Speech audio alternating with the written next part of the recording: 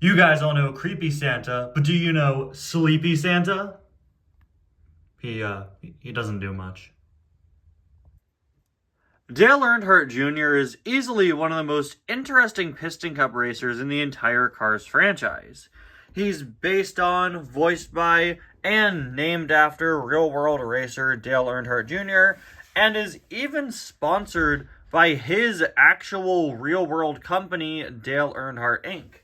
Yeah, this isn't like in Cars 3 when they took pre-existing NASCAR racers, gave them pun names, and had them be sponsored by pre-existing Cars universe companies. No, Dale Earnhardt Jr. is just sponsored by Dale Earnhardt Incorporated, and it makes him such an interesting character. Even more interesting is the fact that this diecast can no longer be legally released, as it seems Mattel no longer has the rights to Dale Earnhardt Incorporated. Now, I know there was a whole situation earlier on this year where Dale Earnhardt Jr. got the rights to Dale Earnhardt Incorporated back. I don't know the full story there, but I do know he got the rights to it back. And so I've heard a lot of Cars fans speculate that maybe, just maybe, that could change the legal status of Dale Earnhardt Jr. in the Cars diecast line. Honestly, I wouldn't hold your breath. We don't know the full legal behind the scenes of all that. And yes, Dale Earnhardt Jr. does seem to have the company back now, but I don't know if he's immediately going to go think, you know what, I should strike up a deal with Mattel again and have my Cars character back on shelves. Anyway, guys, welcome back to another review and to another day of 25 Days of Suggestions 2024. Today, it is day number 14. Crazy to think that, 10 days away from Christmas Eve. And we're going to be taking a look at the one and only Dale Earnhardt Jr., suggested by Braden Bunch. Thank you so much for the suggestion, as always. Now, the thing about Junior and his company in real life, like I said, it's a whole situation that I don't 100% know, and yeah, he does have the company back now and all that, but it's so interesting. These are the issues that you run into when you have Cars characters sponsored by real companies. So we saw it with the Apple car, and we see it now with Dale. You're going to lose the rights to these companies sometimes, unfortunately. But the good thing with Dale Earnhardt Jr.'s diecast is the fact that he was released so many times back in the day. He was an annual release in 2007 and 8 and 9. He's not all that expensive online, at least last time I checked. So while he probably isn't coming back anytime soon, he is at the very least pretty easy to get your hands on. Now, we are going to take a closer look at Dale in just a minute, but before that, we, of course, have to open up today in the Advent calendar. Let's see, day 14. I'm going to place my bets now and say we're going to get another car today. Oh! All right, Cruiser Mater. I'm going to say, wait, let's see the shape of day 15. Okay, I'm going to say then that it's Mater and that the plow is day 15. Let's see. Hey! Look at that! Hey! Welcome back, Mater. It's not a Cars Advent calendar without you, even if most years I wish someone else were there instead. That's alright. Let's get Mater right on out of there. If you have a Cars Advent calendar, there's no doubt you have Mater. I think he's been in every one. If not, he's been in most of them. Yeah, I think he's been in all of them. Here he is, just your stock standard mini racers Mater with some snow detailing on him. Always a nice day when we get a mini racer in the Advent calendar, even if it is a re-release of a pre-existing one. It's nice to have another Mater duplicate for the collection. I could go repaint this guy into something else.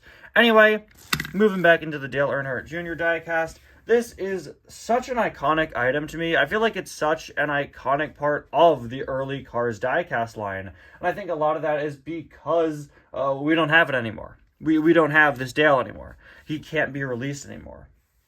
I feel like oftentimes nostalgia is a lot stronger when what you're nostalgic for no longer exists or isn't as easily accessible.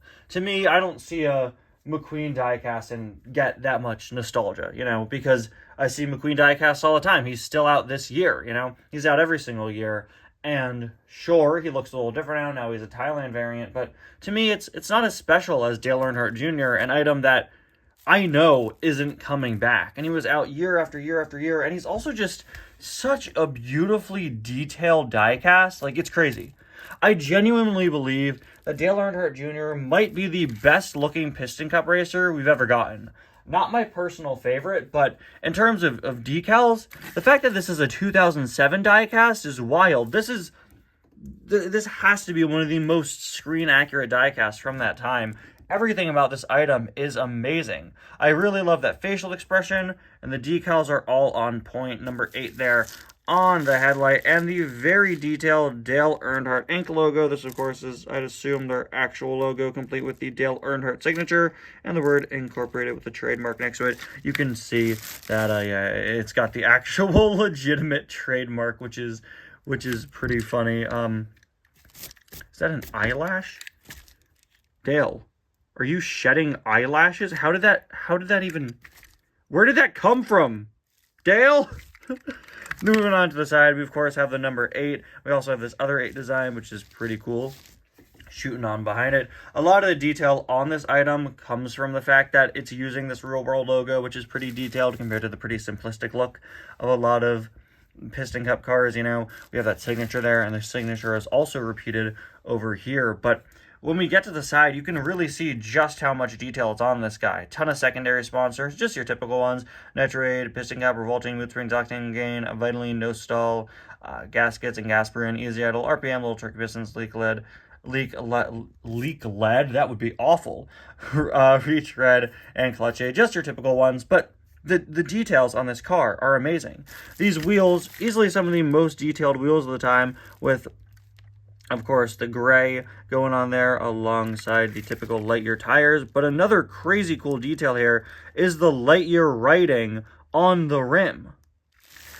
Something that wouldn't be added to Piston Cup diecasts until Cars 3 in 2017. Now, granted, it's not on them in the first movie, and it is on them in Cars 3, but to have this on a Cars 1 diecast is honestly kind of crazy in hindsight, and it just goes to show you how detailed Dale was, because that is a detail that real-world racers have, right? Having the name of the company written on the rim like that. So they went out of their way in making Dale look as much like his real-world car as possible. They went out of their way to add that detail, something that wasn't on the rest of the Piston Cup cars and wouldn't be added to them until Cars 3. Not only that, but this shaping is far more reminiscent of a Cars 3 Piston Cup racer than any of the Cars 1 ones.